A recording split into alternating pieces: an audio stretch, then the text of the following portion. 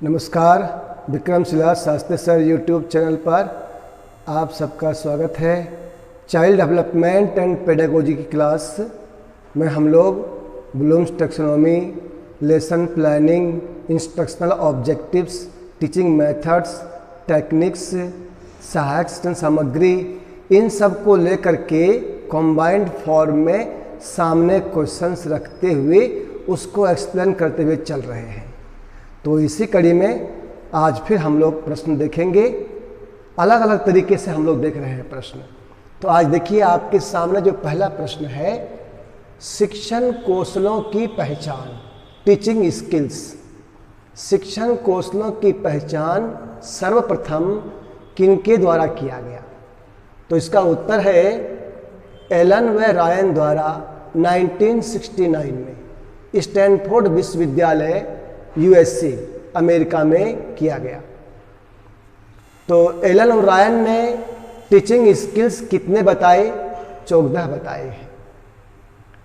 फिर आपको प्रश्न आ जाए कि भारत में NCERT, national council of educational research and training के प्रोफेसर एनके जंगीरा व डॉक्टर अजीत सिंह ने 1979 में शिक्षण कौशलों की संख्या कितने बताए हैं? 20 बताए हैं। बी के पासी भारतीय मनोवैज्ञानिक 1976 में अपनी पुस्तक बिकमिंग बेटर टीचर में कौशलों की संख्या कितनी बताई है? 13। बिकमिंग बेटर टीचर में स्किल्स बताए हैं 13। तो यहाँ यह जानना जरूरी है कि ये टीचिंग स्किल्स, शिक्षण कौशल क्या होता है। वैसे तो शब्द से स्पष्ट है और सभी समझ भी पा रहे हैं कि टीचर क्लासरूम में टीच करता है तो वो अलग अलग प्रकार की activities, instructional actions, process, methods को अपनाता है जिससे अपने टीचिंग लर्निंग को इफेक्टिव बना सके और विद्यार्थी का लर्निंग परमानेंट हो, उसका अंडरस्टैंडिंग क्लियर हो। तो उन तरह के जो तरीका अपनाता है उन्हीं को हम बोलते हैं। तो एनल गेज ने इसको अपने शब्दों में बोला है कि शिक्षण कौशल वे विशिष्ट अनुदेशनात्मक क्रियाएं हैं, स्पेसिफिक इंस्ट्रक्शनल एक्शंस हैं, प्रोसेस हैं जिन्हें टीचर क्लासरूम टीचिंग में प्रयोग करता है। तो ये टीचिंग स्किल के ऊपर आपको एक ही जगह कई प्रश्न मिल गए और हमने पहले वही सब बात लिया है जो एग्जाम में आया हुआ है।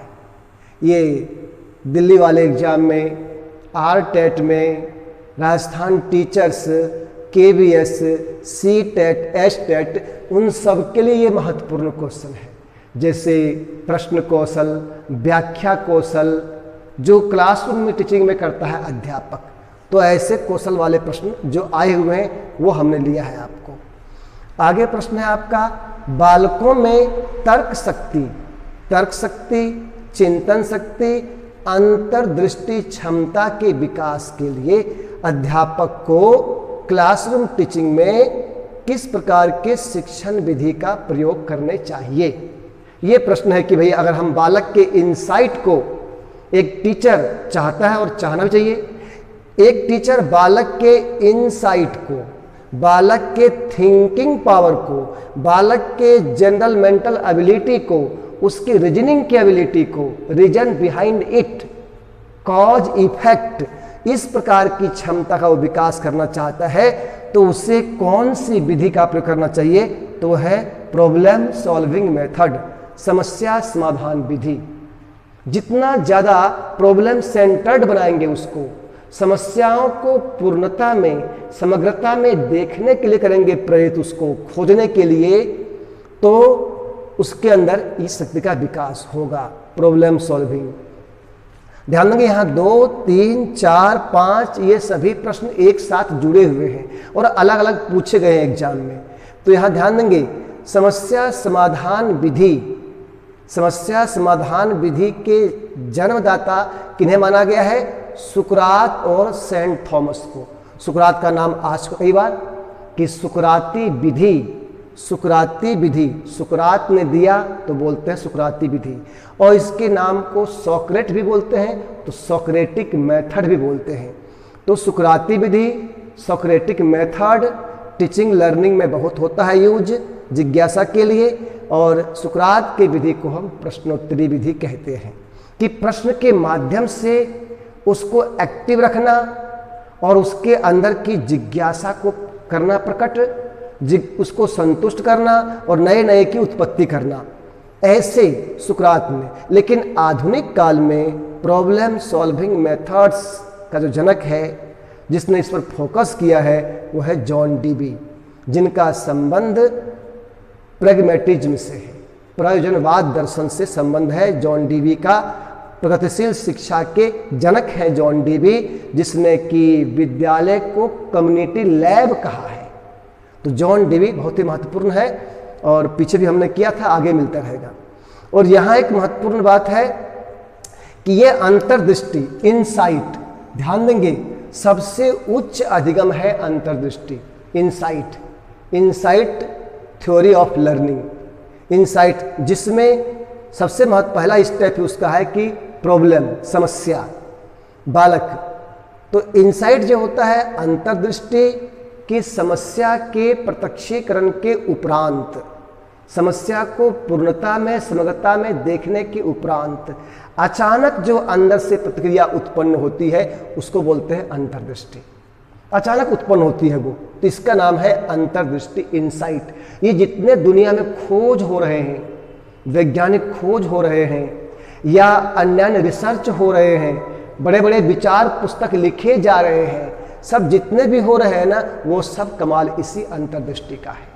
और ध्यान रहे, ये अंतर्दृष्टि अधिगम सिद्धांत एक नाम आ जाए तब तो कोहलर ने दिया, विचारधारा आ जाए तो गेस्टाल्टवादियों ने, गेस्टाल्टवादियों ने अंतर्दृष्टि क्षमता पर बल डाला है। गेस्टाल्टवादियों ने प्रत्यक्षीकरण के ऊपर बल डाला है कि समग्रता में, पूर्णता में प्राणी करता है, देखता है चीज़ों को, और इसके फलस्वरूप उसके अंदर से इनसाइट इनकलकेट होता है। तो समस्या का अचानक उसको उत्तर मिलता है, खोज होता है, उसके अचेतन मस्तिष्क में प्रॉब्लम चलते रहता है और अंदर उसका होता है सॉल्यूशन। और जैसे ही परिस्थिति पाता है, वह चीज़ों को देखता है तो उसके बाहर निकलता है ये चीज़ें। और इसीलिए जो एक प्रश्न आपका यहाँ 5वां है कि अंतर्दृष्टि के लिए किसको महत्वपूर्ण माना गया है? कल्पना। तो जैसे जितनी जितनी नवीन कल्पना होगी और जब वो प्रॉब्लम को देखेंगे तो अलग अलग तरह से उनके समाधान के लिए उनके मस्तिष्क में चीज़ें आते जाते हैं। इसलिए एपीजे अब्दुल कलाम ने कहा है कि कल्पना की ऊंची उड़ान वो बालक को, व्यक्ति को अलग अलग प्रकार की समस्याओं को देखने के लिए, खोजने के लिए करता है प्रेरित।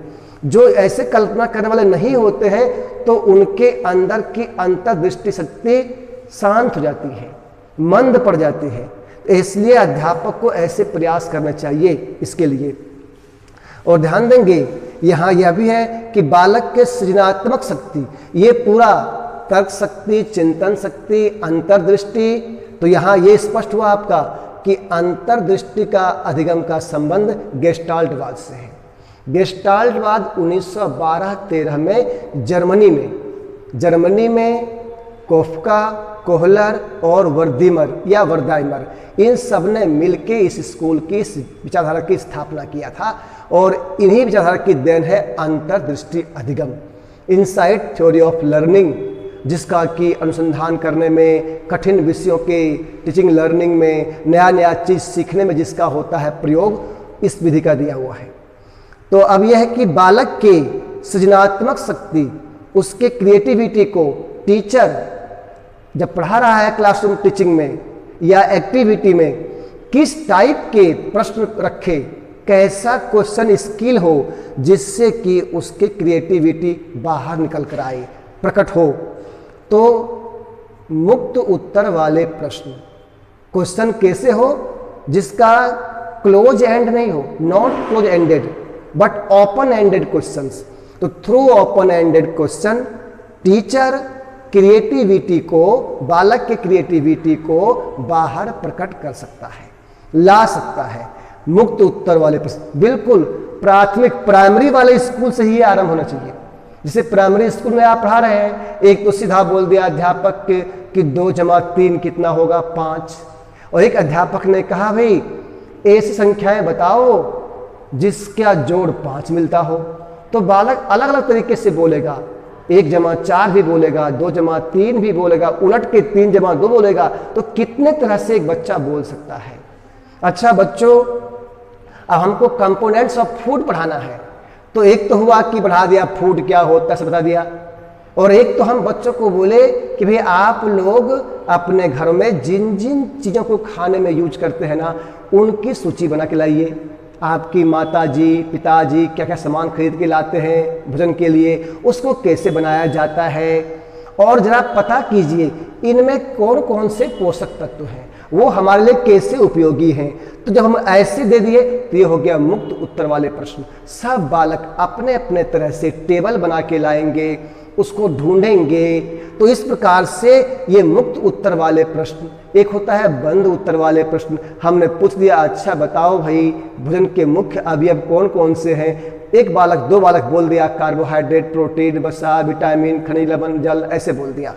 तो ये तो बंधे बंधाए हो गए इस प्रकार से। तो ऐसे प्रश्न जब आप सामने रखेंगे जिससे उनको कल्पना करना पड़े, चिंतन करना पड़े, अंदर उनका मंथन हो, वो सोचें कि इस प्रश्न में क्या क्या हो सकता है, और सबके अपने अपने तरह से विचार बाहर आ सके। इसीलिए टीचिंग लर्निंग में आपका ये महत्वपूर्ण बात है। इसलिए आपने पुस्तक में देखे होंगे, आपके पुस्तक में लिखा होगा HOTS, high order thinking skill, उच्च क्रम चिंतन कौशल, हाई ऑर्डर थिंकिंग स्किल। अब ये कुछ प्रश्न इस प्रकार के हैं। तो टेक्स्ट बुक में या क्लासरूम टीचिंग में हर प्रकार के क्वेश्चंस रखे जाते हैं इंडिविजुअल डिफरेंसेज को सेटिस्फाई करने के लिए। और एक प्रश्न ऐसे भी आ जाए आपको कि टीचिंग लर्निंग में, क्लासरूम टीचिंग में एक टीचर के सामने जो चैलेंजेस होता है, सबसे बड़ा चैलेंज क्या होता है? Individual differences. हर बालक अपने आप में यूनिक है।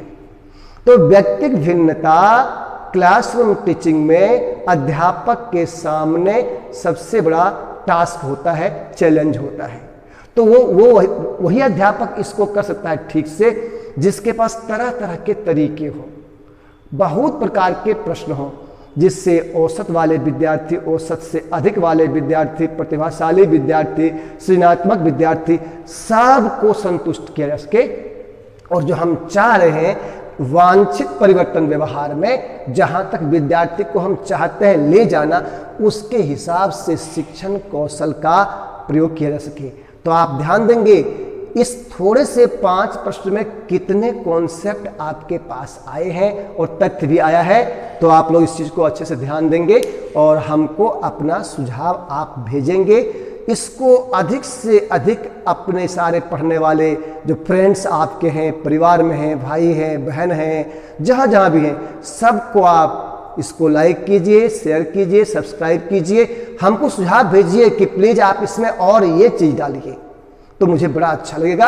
और हम पूरे मेहनत से लगातार लग के इस कार्य को कर रहे हैं। नमस्कार।